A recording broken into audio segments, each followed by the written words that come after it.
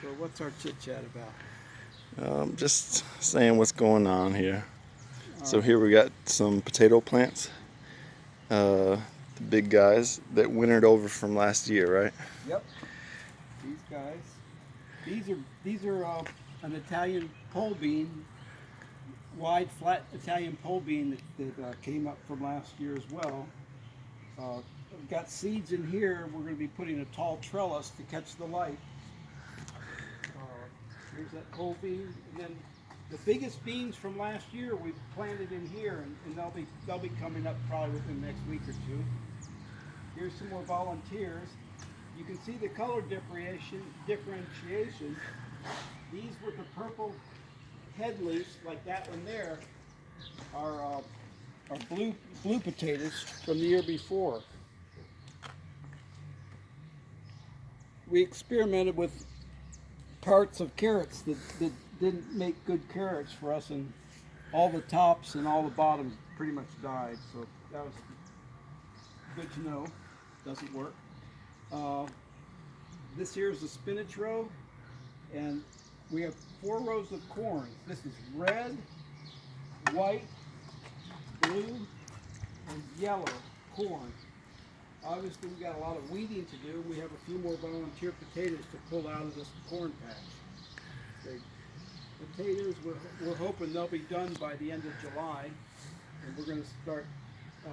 We have a potato patch over there as well that we're going to start putting some tomatoes interspersed with them, because by the time the potatoes are matured, hopefully we'll be getting the tomatoes to start bearing fruit soon after that. This is a short summer in Michigan, so we don't get as much tomatoes per acre as people would down south, where they grow tomatoes more commercially. So these rows here, we've got the different color Indian corns and the spinach, Popcorns. popcorns and the spinach, Yeah, that's right. And then here's and they're just starting to come up here. They've been out for maybe a week. And then this is turnip greens for seed. We're letting it go to seed. Uh, this was a baby plant last year, and over the winter it stayed alive under the snow, and even when exposed. This is the seed pods that we'll be developing. Hopefully by the end of July we'll be taking this whole plant out and putting them in a box and shaking it up, and the seeds will come out from will sift down onto the bottom of the box. Here's some potatoes that we got. There's rows of potatoes down into here. There's 4 types of potatoes. We'll show you in the potato patch, but these are extra overflow. Also, we got a pumpkin vine that started over on that side, right next to the ladder. I'll show you that, and we're hoping to get greens out of that for the winter. I mean, for the hot part of the summer. Okay.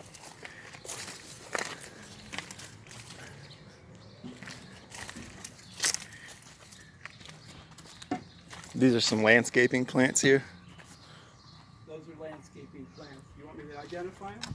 if you like. These Shasta daisies. That's a nice cut plant. So you can have cut flowers, and it's a perennial, and it's very low maintenance. So it's a wonderful plant. This here happens to be in there. That's a The blackberry. hydrangea. Oh. This is a vinca, a variegated vinca. This here's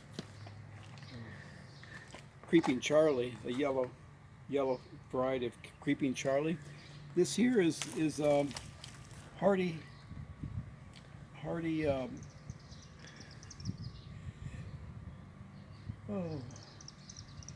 geranium. It's a hardy geranium. This one's probably a pink color, and this one may be a blue color. I'm not quite sure. Then you also have some daylilies and irises mixed in with that. Here's a yellow bamboo. This is about as far north as it grows. Can take about a 20 below, and in Michigan we don't normally go below any colder than 20 below. This is the blue flag iris, Creeping Charlie.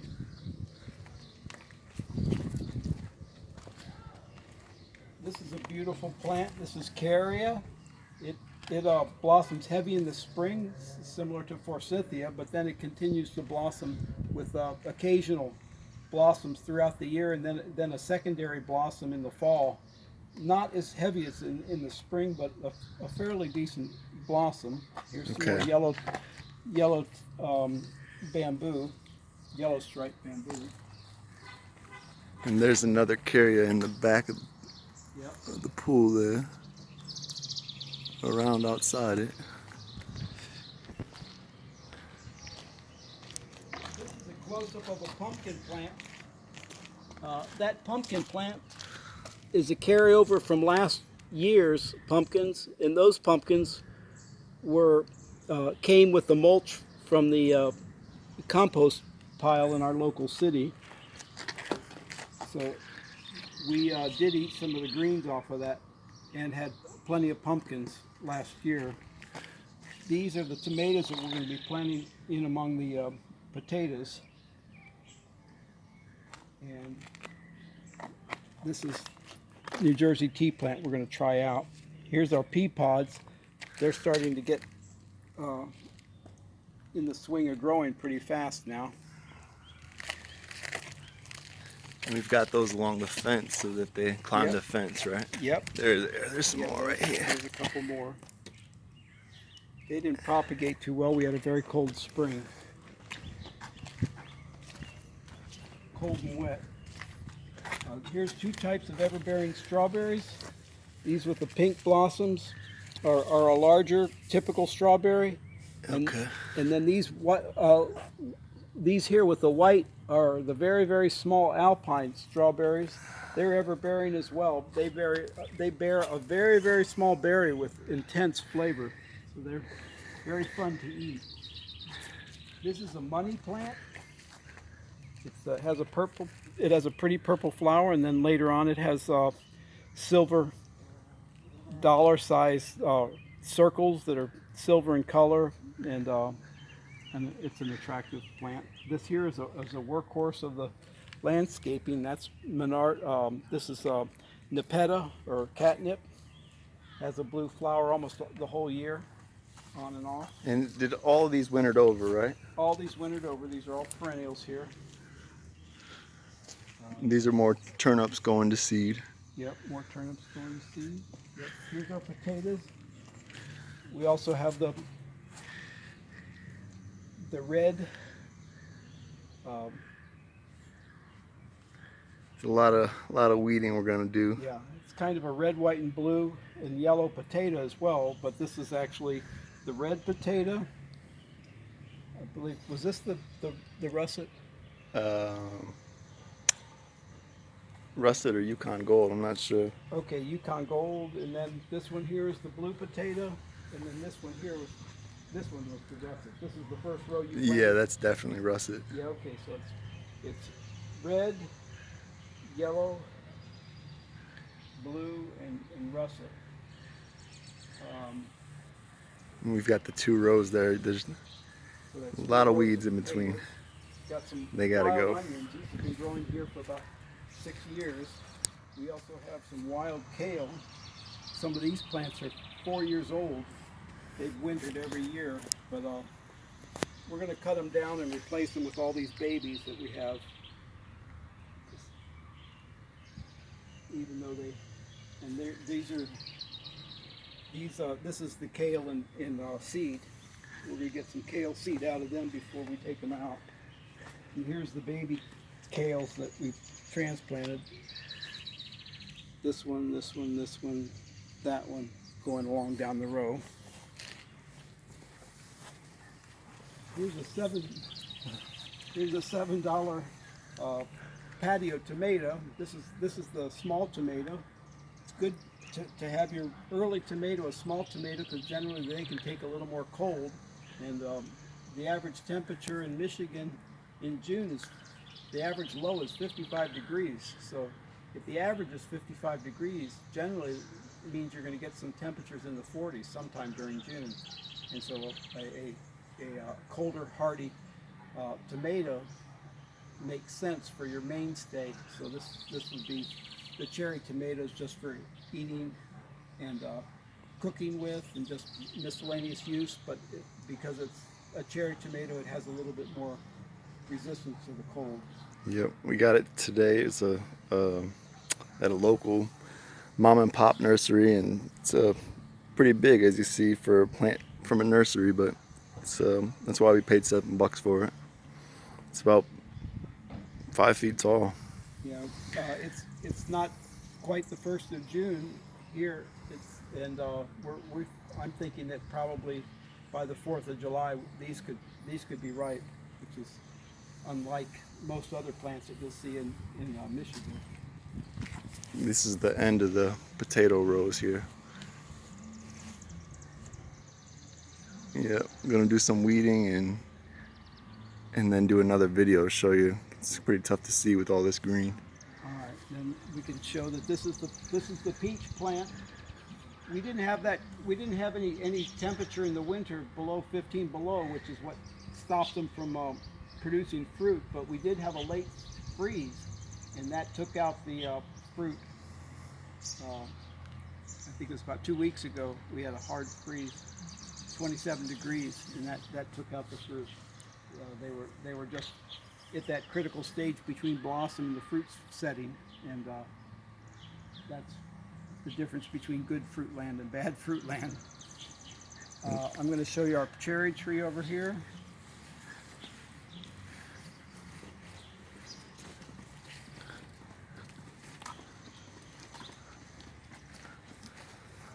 This is a sweet cherry. This has not been frosted out since I've had it, and the peach tree has been frosted out probably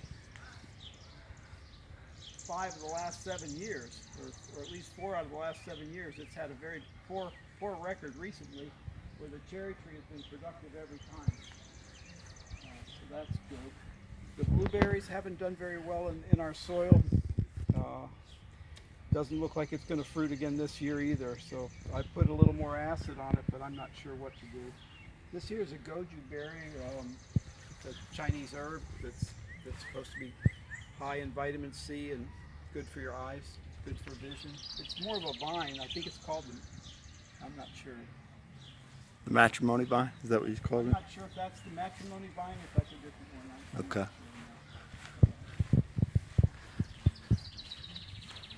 You want to? We'll go here and then we'll go to those.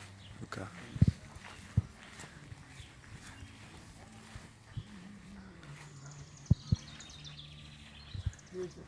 Here's a blueberry that was next to the other one. It has only one blueberry on it. When I first bought them, they were full, so obviously the soil's just not right. Here's peonies. This blueberry has a lot more blueberries on it, so it's doing better. This is the older one.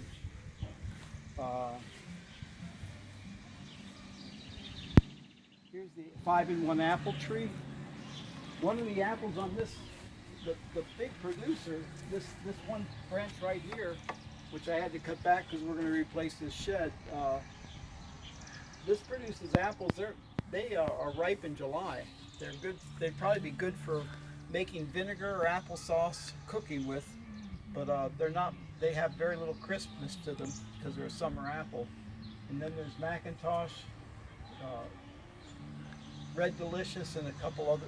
So a total of 5 different apples on here, but it seems like the worms get the rest of them. So we stunt the size of them. So I'm looking at a different cultivar. The only one that seems to get by without trouble is the summer apple, and I think that all the insects that get the summer apple then go on to the other apples, and so then that ruins the crop. So I'm not too sure of a 5-in-1 apple is that good of an idea.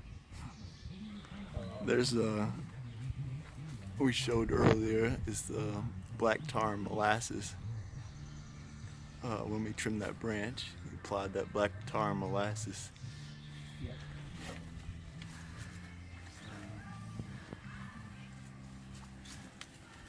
show any of this stuff? I'm not sure. I'm not sure. We've got our hops over here. Most of this is from last year over here on this side. Some landscaping plants, and some I messed up by digging out, but that's mostly landscaping. And then over here we've got Chinook hops in a row here that hasn't came out yet, and another row up there of Magnum hops. Yep. And these look like what, potatoes popping more, up there? Yeah, a lot more potatoes. All right. Okay. Anything else? Is that all? No, it's still going. I'll show you the black walnut. The English walnut. All right. Oh, we've got the grapevines over there too. Yeah. Grapevines and blackberries. Yeah.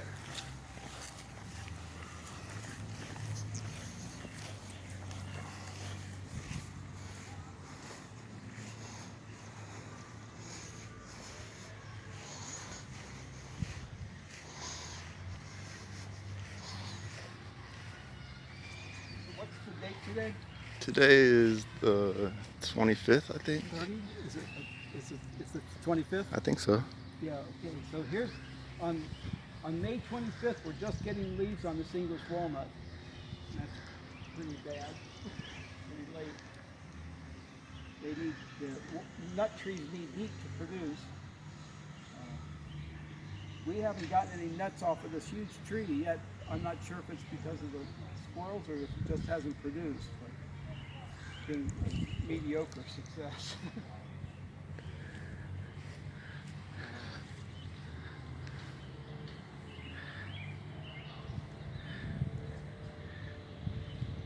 This is forget-me-not. As far as a cute landscaping plant, this is a forget-me-not. It self-seeds. It's very cute. And it self-seeds and it's a perennial. Very cute. And then here's the hellebore or the Lenten rose.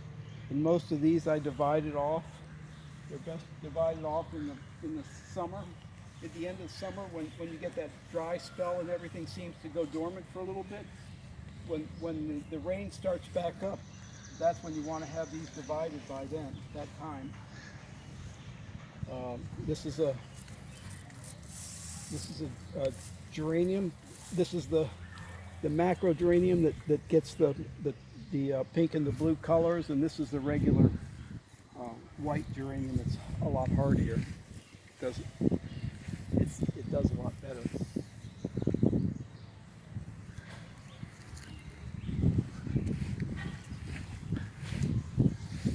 Butterfly bush.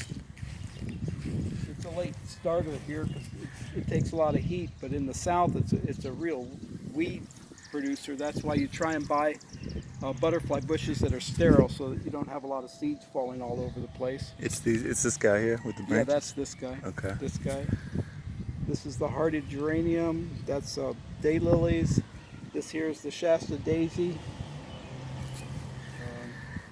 This here is a mimosa tree. It's a little bit out of range. If it were near the lake, it'd probably do okay. But being inland from the lake, it's frozen twice already since I planted it from seed. That would have been maybe 10 years ago. 9 or 10 years ago. This was a seed that had gotten this thick 2 years ago, and then it frosted off, and then it had frosted once more when it was little. They're a hard go, and if you're not near the lake, they're probably not worth it, but they're beautiful trees. This one here is St. John's wort. Everyone's starting to recognize it as an antidepressant. So we got that underneath some of our seed turnip greens. And this is sage. You can make a tea out of this one.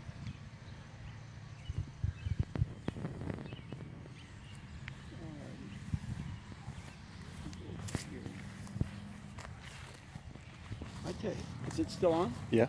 Oh, okay. What are you gonna say?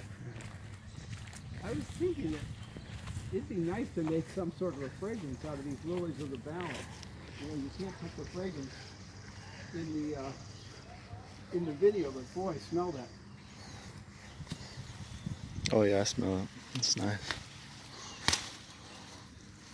And it's very, very hardy in dry conditions and in shady conditions. Nothing seems to stop it. It's right up there in the corner. This gets almost no direct light, and really it doesn't get much. It doesn't get much rain right in here because of the eaves, and yet it's still growing like a Mack truck. Here's the same thing in pink. Lily of the Valley in pink. Here's a Lamnia. This one was pink. When I first transplanted, it was blue. It may have something to do with the pH. I haven't studied that one yet. Here's another English walnut. Obviously, the last freeze we had hurt it. Yeah, it's got some leaves on it though, Yeah, compared to the other one. yeah. It's a little more sheltered. It's because it's more sheltered and near the house. I think that sheltered it from that freeze a little more.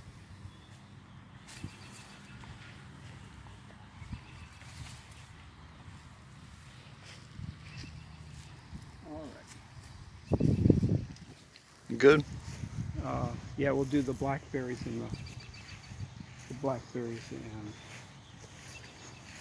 what else do we have? Oh, the grapevines.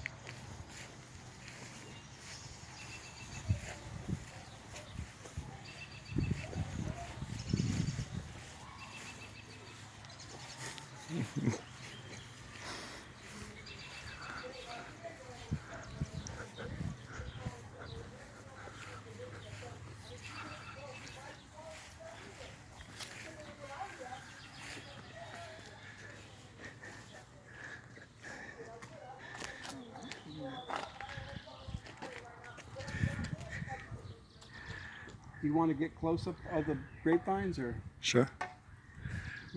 Here's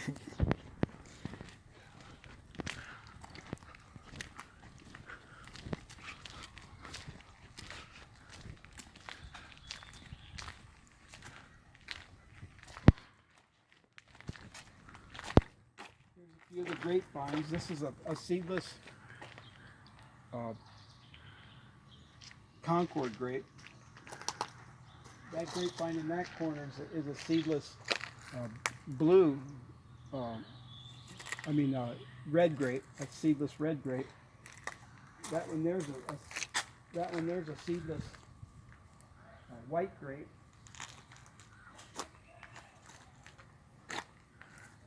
These little babies over here are from the seedless white grape. They're about 4 or 5 years old already. And then this is a seedless blue grape. It's not a Concord type.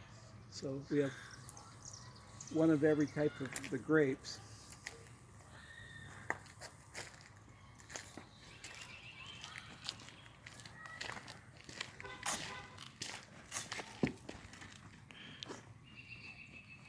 There's the potato rose. Got lots of potatoes.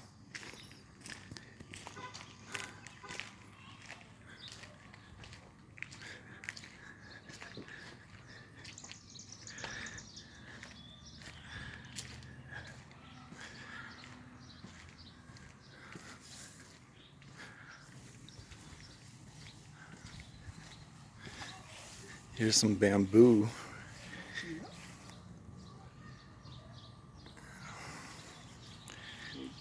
This is seedless blackberries. They're very vigorous. As soon as they grow out, they lean over, and as soon as they hit the ground, they set roots. They're all in here. They'll fruit a little after the 4th of July. This is comfrey, a knit plum. Some disclaimer about how it has some toxin in it, but it's been used for thousands of years, as far as I know. And then this here is rhubarb. Just one plant. The stalks, of course, are used to make pie.